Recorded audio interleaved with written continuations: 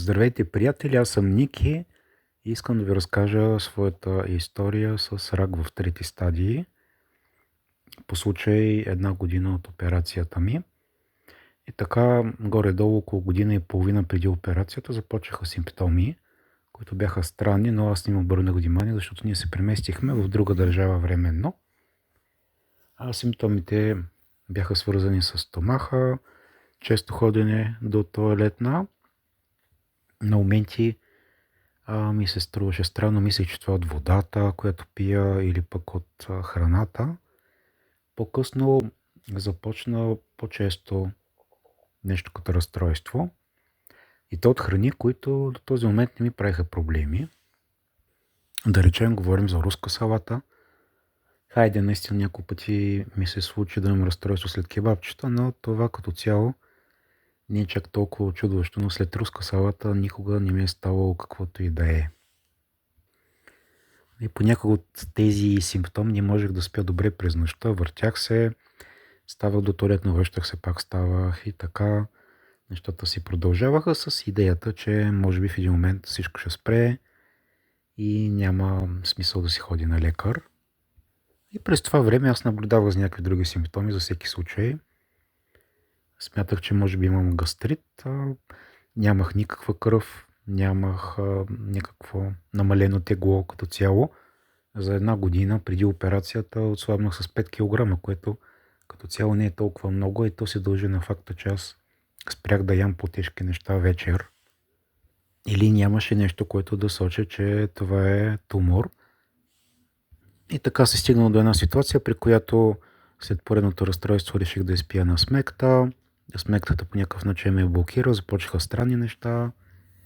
Опитах всякакви способи, които не подействаха, или общо взето стомахът се отблокира, но не съвсем. Или имах едно усещане, че имам нужда отново да ходя до тоалетна по-малко. А тези хапчета, които се използват срещу запек, между другото, те причиняват много газове и съответно в мен почнаха да се натрупват такива газове, започна да се чува някакъв звук даже. То е трудно за описване. Усещах, че през цялото време нещо в стомаха ми се върти и кръжи от едно място на друго, от едно място на друго. Тогава вече взех решение да отида на лекар, но аз съм в друга страна. Тук много трудно се стига изобщо до лекар. Трябва да чакаш седмица-две, а пък за специалист се чака с месеци. И така отказаха да ме вземат в болницата, отказаха също да ме приемат за преглед в поликлиниката. В болницата отказаха, защото сметнаха, че симулирам, имам запек, нищо особено. Даже не ми прегледаха и стомаха. Назначиха ми колоноскопия след около 2 месеца. До тогава най-вероятно нямаше да съм жив, ако бях чакал така.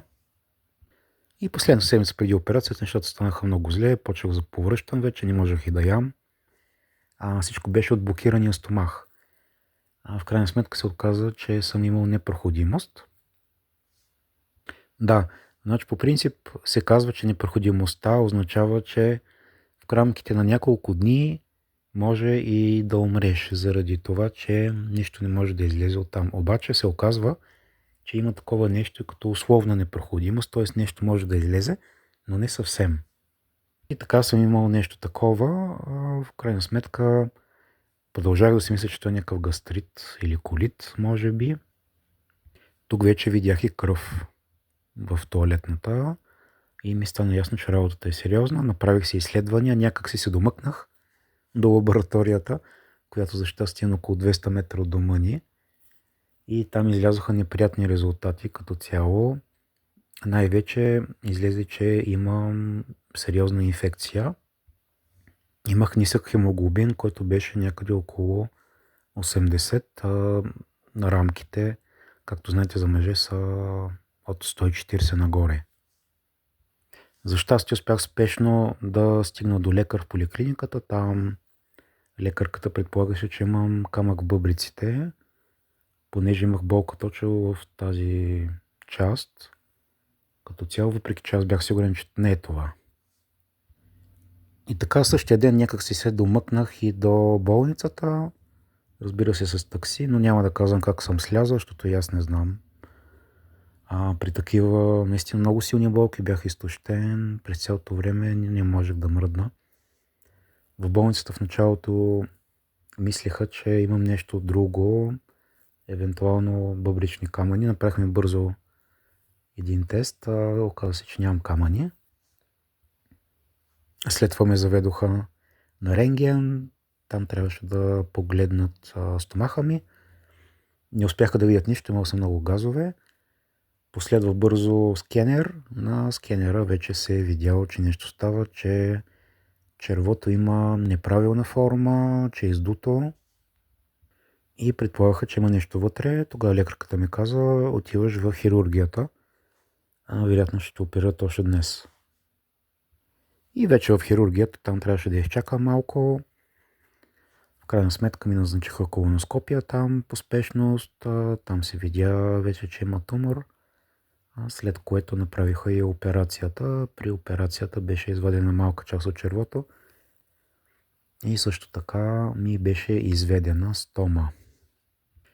И първоначално идеята им е била всъщност да ми изведат само една стома, която е един вариант за друг изход на червото всъщност, при непроходимост, а по-късно вече тумора да бъде отстранен, но за щастие са успели да отстранят тумора по време на операцията. За хистопатологията трябваше да чакам около 3 седмици, то по-спешно, защото по принцип се чака към 6-7 седмици. В крайна сметка излезе, те не ти казват стадия, но излезе нещо като късен стадий на късна фаза на трети стадии, при която са атакувани локалните лимфни възли. Ако бяха атакувани вече далечни възли, това ще да бъде четвърти стадий. Така че реално съм се разминал наистина на косъм с четвъртия стадий в този момент, защото при четвърти стадий вече има разсеки в други органи и тогава е много трудно изобщо всичко това да се спре. 2 седмици след хистопатологията, понеже, както казах, тук много се чака, стигнах до онколожката си, която беше много разтревожена, като видя резултата и веднага ми назначи химиотерапия. Каза ми още другия вторник, елате тук. Аз бях планирал пътуване до България. В крайна сметка си дойдохме в България за 1 седмица след първата химия. Химиотерапията мина добре. Тя продължи 5 месеца.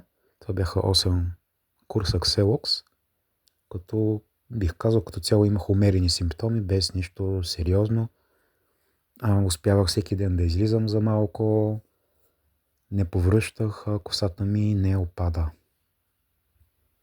Сега съм в очакване вече на най-сериозния период. Това е периода, в който се появява обикновено рецидив или туморът се възобновява, така че не искам да се хваля, да казвам, че съм излекуван. Най-важното е човек да живее според мен живота си нормално, да не трепери през цялото време. А на вас искам да кажа, изследвайте се. Ако имате някакви странни симптоми, не се чудете, действайте. Това не е хипохондрия. Въпреки че в много случаи симптомите на рак всъщност не са рак. Чел съм, че в 1 от 100 случая, при които има симптоми на рак на дебелото черво, всъщност това е нещо съвсем друго. Така че изследвайте се.